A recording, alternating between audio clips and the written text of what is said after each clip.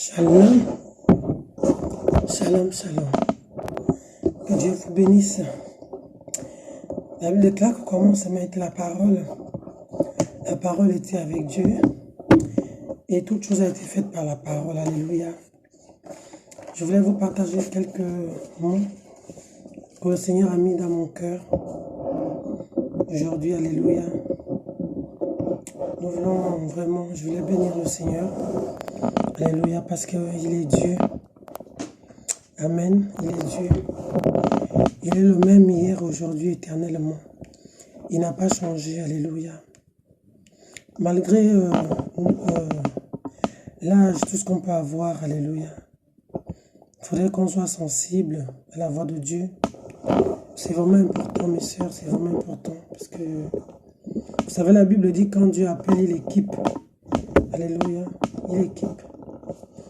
On ne doit pas se négliger pour dire non, moi je ne connais pas. Non, non, non. Suivez seulement le Saint-Esprit. Tant qu'on a le Saint-Esprit, on doit se laisser conduire par lui. Amen. Il faut qu'on apprenne à se laisser conduire par le Saint-Esprit, mes sœurs. Il faudrait qu'on apprenne à parler de la part de Dieu. Quand Dieu vous met quelque chose dans le cœur, ne vous posez pas de questions. Alléluia. Ne vous posez pas de questions, parlez.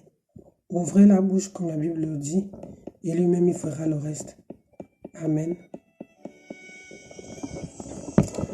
Je disais dans Actes des Apôtres, chapitre 7 à partir du verset 22 à peu près jusqu'au verset 25 par là. C'est l'histoire de Moïse, alléluia. Et on va aussi lire Genèse 1, verset 1, à partir du verset 1 jusqu'au verset 3. Je ne vais pas lire pour ne pas être très long à cause de la vidéo, alléluia. Mais je vous donne les références bibliques, parce que la parole, Dieu veille sur sa parole pour l'accomplir. C'est pourquoi c'est important de mettre la parole de Dieu. Seigneur, je te rends grâce, je te bénis. Papa, en ce moment, prends le contrôle, conduis-moi, prends la bouche, prends mes lèvres, Seigneur, touche mes lèvres comme tu avais touché à Isaïe. Oh Seigneur, afin qu'il parle de ta part, touche mes lèvres, touche ma conscience, afin que je puisse parler de ta part. Afin que ce qui sortirait de ma bouche, Seigneur, que mes sœurs puissent prendre, qu'ils soient sensibles à cela, au nom de Jésus.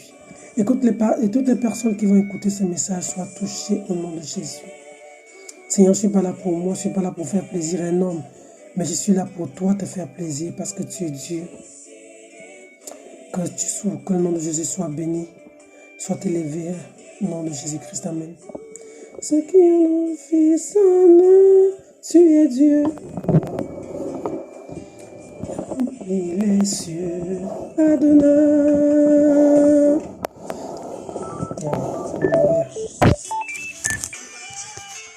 Je profite de ma pause, alléluia. J'étais en train de parler de Moïse.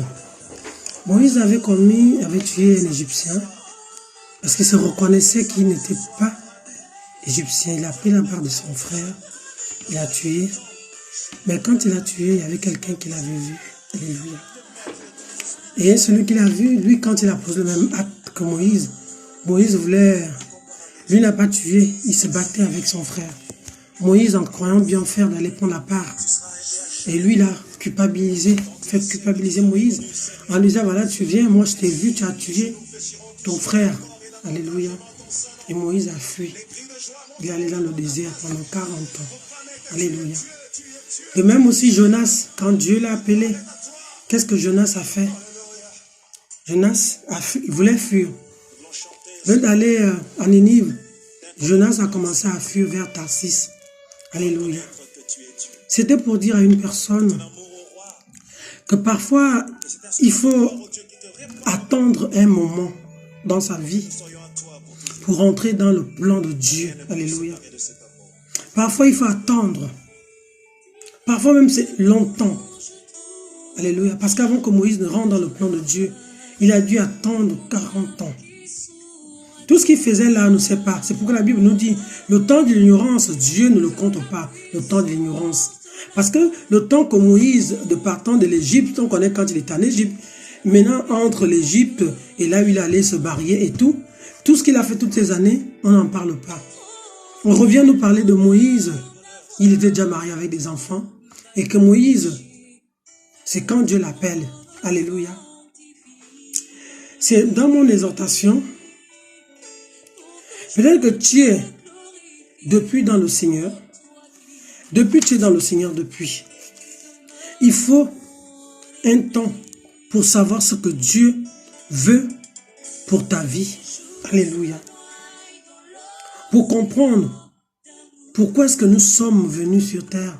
Parfois il y a un temps. Et tant qu'on joue, ça dit tant qu'on n'est pas conscient de cela, il va y avoir du bruit autour de nous. Il va y avoir des gens qui vont nous accuser. Il va y avoir des gens qui vont nous pointer du doigt quand on viendra parler de la part de Dieu. Parce que ces gens ont vu ce que nous on a fait avant. Mais ils ne savent pas que Dieu nous a changé, non. Pour eux, ils sont restés avec le souvenir du passé pour ta vie. Alléluia. Et parfois, ça nous empêche de parler de la part de Dieu. Alléluia. Parfois, ça nous empêche de parler de la part de Dieu. Même quand nous sommes appelés, parfois, ça nous bloque de parler pour Dieu. Pourquoi? Parce que les gens disent, toi, tu peux venir nous parler parce qu'on te connaît. Alléluia. Parfois, Dieu nous appelle, mais on n'entend pas, on n'entend pas. Comme Jonas avait fait. Dieu l'appelait à Ninive, lui courait vers Tarsis parce qu'il ne voulait pas rentrer dans le plan de Dieu. Alléluia. Il ne voulait pas rentrer dans le plan de Dieu. On doit savoir une chose, c'est que quand tu es appelé de Dieu, Dieu va tout faire pour que tu viennes. Dieu va tout faire pour t'attirer vers lui. Mais c'est seulement, plus tu résistes, plus tu fais repousser le plan de Dieu dans ta vie. Alléluia. Les gens croient par exemple que quand ils ont l'argent, alléluia, ils ont les bénédictions de ce monde. Ils croient qu'ils ont le Seigneur avec eux. Alléluia. Moïse connaissait la parole de Dieu. Jonas connaissait la parole de Dieu. Mais pourtant, il fuyait quand même. Quand le Seigneur l'a appelé, il a fui. Jonas a fui. Alléluia. Alléluia. On fuit toujours quand Dieu nous appelle. Quand Dieu t'appelle dans ta vie, tu cherches à prendre des raccourcis. Alléluia. On cherche d'autres voies. On commence même à voir d'autres sujets de prière. On commence même à vouloir l'argent, les biens, le matériel. Alléluia. Vous voyez que Moïse avait fui. Il avait fui. Mais Dieu l'attendait. Mais quand l'heure de Dieu avait sonné pour Moïse, Dieu l'a appelé là où il était. Dieu l'a appelé là où il voulait aller refaire sa petite vie dans le monde, tourner, faire les petits trucs qu'il voulait faire. C'est ce que parfois nous on fait. On accepte le Seigneur, on connaît même parfois la Bible, mais on vit notre vie à nous. On ne vit pas la vie du Seigneur, on vit notre vie à nous-mêmes. C'est-à-dire nous-mêmes, on vit notre vie. On ne vit pas la vie de Dieu, on vit notre vie. Alléluia. Un moment aussi, on sait, quand on n'accomplit pas la parole de Dieu, beaucoup, la Bible dit que beaucoup sont appelés, mais il y a peu de lui. Pourquoi? Parce qu'autant que nous sommes appelés, mais pourquoi il y a peu de lui? Parce qu'il y a des gens qui ne sont pas sensibles à la voix de Dieu. Il y a des gens qui se limitent au bien de ce monde. Alléluia. Beaucoup qui se limitent au bien de ce monde. Beaucoup se limitent à ça. Beaucoup se limitent au matériel. Alléluia.